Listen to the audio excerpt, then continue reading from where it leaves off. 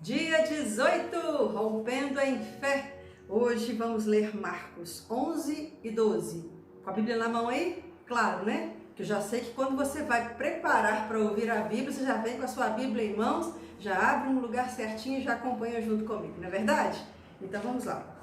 Marcos capítulo 11, verso 1 diz assim: Quando se aproximaram de Jerusalém e chegaram a Betfagé e Betânia, perto do Monte das Oliveiras, Jesus enviou 2 dos seus discípulos, dizendo-lhes: Vão ao povoado que está diante de vocês. Logo que entrarem, encontrarão um jumentinho amarrado, no qual ninguém jamais montou. Desamarrem-no e tragam-no aqui. Se alguém perguntar: por que vocês estão fazendo isso? Digam-lhes: o Senhor precisa dele, e logo o devolverá. Eles foram e encontraram um jumentinho na rua, amarrado a um portão. Enquanto o desamarravam, alguns dos que ali estavam lhes perguntaram: o que vocês estão fazendo desamarrando esse jumentinho? Os discípulos responderam como Jesus lhes tinha dito, e eles os deixaram ir. Trouxeram o jumentinho a Jesus, puseram sobre ele os seus mantos e Jesus montou. Muitos estenderam seus mantos pelo caminho, outros espalharam ramos que haviam cortado nos campos. Os que iam adiante dele e os que o seguiam gritavam: Hosana! Bendito é o que vem em nome do Senhor! Bendito é o reino vindouro de nosso pai Davi! Hosana nas alturas! Jesus entrou em Jerusalém e dirigiu-se ao templo. Observou tudo à sua volta e, como já era tarde, foi para Betânia com os 12. No dia seguinte, quando estavam saindo de Betânia, Jesus teve fome. Vendo à distância uma figueira com folhas, foi ver se encontraria nela algum fruto. Aproximando-se dela, nada encontrou, a não ser folhas, porque não era tempo de figos. Então lhe disse: ninguém mais coma de seu fruto. E os seus discípulos ouviram-no dizer isso. Chegando a Jerusalém, Jesus entrou no templo e ali começou a expulsar os que estavam comprando e vendendo. Derrubou as mesas dos cambistas e as cadeiras dos quais vendiam pombas, e não permitiam que ninguém carregasse mercadorias pelo templo. E ele os ensinava, dizendo: não está escrito? A minha casa será chamada casa de oração para todos os povos? Mas vocês fizeram dela um covil de ladrões. Os chefes das sinagogas e os mestres da lei ouviram essas palavras e começaram a procurar uma forma de matá-lo, pois o temiam, visto que toda a multidão estava maravilhada com o seu ensino.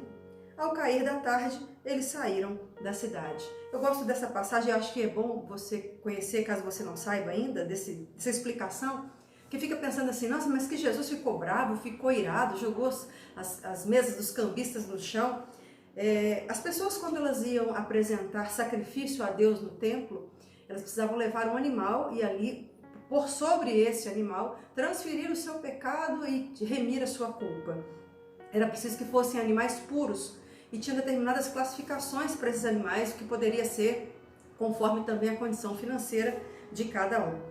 O que estava acontecendo é que pessoas, quando vinham de longe fazer sacrifício e apresentar os animais em sacrifício no templo, eles não vinham trazendo o animal. Muitas vezes traziam o dinheiro, chegavam no local, compravam o animal para fazer o sacrifício, visto que seria sacrificante, inclusive, para o animal, se viesse trazendo ele andando pelo deserto. E aí, então, o que estava acontecendo? Um oportunismo. Pessoas que montavam barracas que vendiam os animais para fazer a oferta. Até aí não tem problema nenhum, que eles iam precisar mesmo. E estava, inclusive, na Bíblia descrito que poderia ser feito assim. O problema é que os vendedores estavam apresentando animais impuros ou animais com defeito, que não poderia ter, para poder lucrar e fazê-los ser vendidos para que pessoas pudessem fazer a oferta. Ou seja, nem temor do Senhor eles tinham, porque precisavam que fossem animais puros e eles estavam vendendo animais com defeito para que pudesse fazer a oferta ao Senhor. Desrespeito por completo. Vamos continuar. Marcos 11, versículo 20.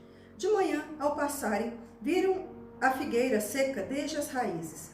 Pedro, lembrando-se, disse a Jesus: Mestre, vê, a figueira que amaldiçoaste secou. Respondeu Jesus: tenham fé em Deus, eu asseguro que, se alguém disser a este monte, levante-se e atire-se no mar, e não duvidar em seu coração, mas crer que acontecerá o que diz, assim lhe será feito. Portanto, eu digo, tudo o que vocês pedirem em oração, creiam que já o receberam, e assim sucederá. E quando estiverem orando, se tiverem alguma coisa contra alguém, perdoem-no, para que também o Pai Celestial perdoe os seus pecados. Mas se vocês não perdoarem, também o seu Pai que está nos céus não perdoará os seus pecados. Isso é muito sério, tem gente deixando de liberar perdão e achando que é perdoado dos seus pecados. Está muito claro em dizer que se não houver perdão da nossa parte para com o próximo, o Senhor também não nos perdoa. Versículo 27. Chegaram novamente a Jerusalém e quando Jesus estava passando pelo templo, aproximaram-se dele os chefes dos sacerdotes, os mestres da lei e os líderes religiosos e lhe perguntaram: com que autoridade estás fazendo essas coisas? Quem te deu autoridade para fazê-las? Respondeu Jesus: eu farei uma pergunta. Respondam-me e eu direi com que autoridade estou fazendo essas coisas. O batismo de João era do céu ou dos homens? Digam-me. Eles discutiam entre si, dizendo: se dissermos dos céus, ele perguntará: então por que vocês não creram nele? Mas se dissermos dos homens, eles temiam o povo, pois todos realmente consideravam João um profeta. Eles responderam a Jesus: não sabemos. Disse então Jesus: tampouco direi com que autoridade estou fazendo essas coisas. Capítulo 12. Então Jesus começou a lhes falar por parábolas. Certo homem plantou uma vinha, colocou uma cerca ao redor dela, cavou um tanque para prensar as uvas e construiu uma torre. Depois arrendou a vinha a alguns lavradores e foi fazer uma viagem. Na época da colheita enviou um servo aos lavradores para receber deles parte do fruto da vinha. Mas eles o agarraram, o espancaram e mandaram embora de mãos vazias. Então enviou-lhes outro servo, e eles lhe bateram na cabeça e humilharam. E enviou ainda outro, o qual mataram. Enviou muitos outros, e em alguns bateram, a outros mataram. Faltava-lhe ainda um para enviar, o filho amado. Por fim o enviou, dizendo: a meu filho respeitarão. Mas os lavradores disseram uns aos outros: este é o herdeiro. Venham, vamos matá-lo, e a herança será nossa. Assim eles o agarraram, o mataram e o lançaram para fora da vinha. O que fará então o dono da vinha? Virá e matará aqueles lavradores e dará a vinha a outros. Vocês nunca leram essa passagem das Escrituras? A pedra que os construtores rejeitaram tornou-se a pedra angular? Isso vem do Senhor e é algo maravilhoso para nós. Então começaram a procurar um meio de prendê-lo, pois perceberam que era contra eles que ele havia contado aquela parábola. Mas tinham medo da multidão, por isso o deixaram e foram embora. Versículo 13. Mais tarde, enviaram a Jesus alguns dos fariseus e herodianos para o apanharem em alguma coisa que lhe dissesse. Esses se aproximaram dele e disseram: mestre, sabemos que és íntegro e que não te deixas influenciar por ninguém, porque não te prendes à aparência dos homens, mas ensinas o caminho de Deus conforme a verdade. É certo pagar imposto a César ou não? Devemos pagar ou não? Mas Jesus, percebendo a hipocrisia deles, perguntou: por que vocês estão me pondo à prova? Tragam-me um denário para que eu o veja. Eles lhe trouxeram uma moeda e ele lhes perguntou: de quem é essa imagem e esta inscrição? De César, responderam eles. Então Jesus lhes disse: deem a César o que é de César e a Deus o que é de Deus. Depois os saduceus, que dizem que não há ressurreição, aproximaram-se dele com a seguinte questão: mestre, Moisés nos deixou escrito que se um homem morrer e deixar mulher sem filhos, seu irmão deverá casar-se com a viúva e ter filhos para seu irmão. Havia 7 irmãos. O primeiro casou-se e morreu sem deixar filhos. O segundo casou com a viúva, mas também morreu sem deixar filhos. O mesmo aconteceu com o terceiro. Nenhum dos 7 deixou filhos. Finalmente, morreu também a mulher. Na ressurreição, de quem ela será esposa, visto que os 7 foram casados com ela? Jesus respondeu: vocês estão enganados, pois não conhecem as Escrituras nem o poder de Deus. Quando os mortos ressuscitam, não se casam, nem são dados em casamento, mas são como os anjos nos céus. Quanto à ressurreição dos mortos, vocês não leram o livro de Moisés, no relato da sarça, como Deus lhe disse, eu sou o Deus de Abraão, o Deus de Isaac, o Deus de Jacó? Ele não é Deus de mortos, mas de vivos. Vocês estão muito enganados. Dá para poder brincar dessa mulher aí, né? Logo foi uma suposição de uma mulher que casou com 7 irmãos, todo mundo morreu menos ela. Depois, no final, que ela morreu. Pariu dura essa dona aí, né? Versículo 28 do capítulo 12 de Marcos. Um dos mestres da lei aproximou-se e os ouviu discutindo. Notando que Jesus lhes dera uma boa resposta, perguntou-lhes, de todos os mandamentos, qual é o mais importante? Respondeu Jesus, o mais importante é esse. Ouça, ó Israel, o Senhor, o nosso Deus. O Senhor é o único Senhor.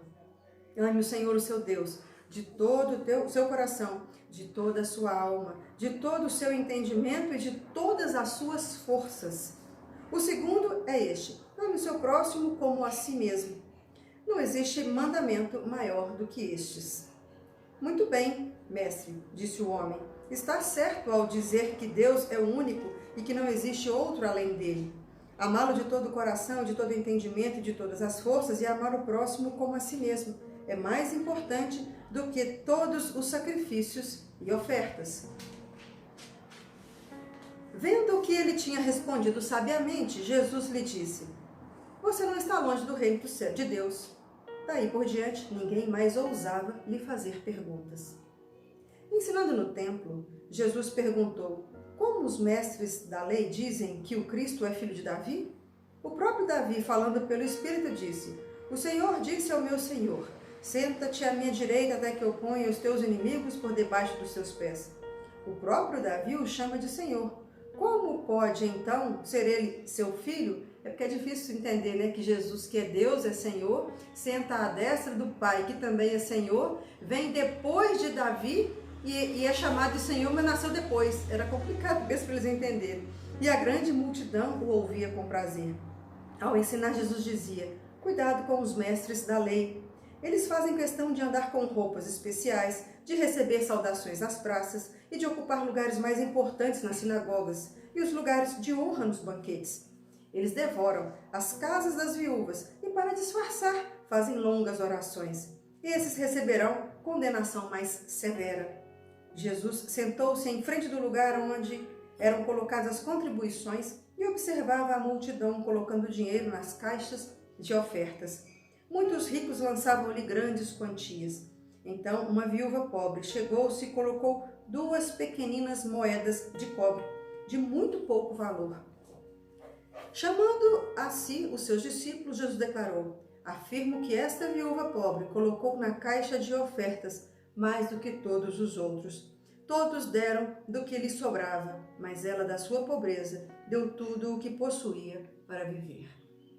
O quanto que a gente oferta ao Senhor, não só nas questões financeiras, né? Também como essa viúva, mas o quanto nós ofertamos ao Senhor é só o que sobra.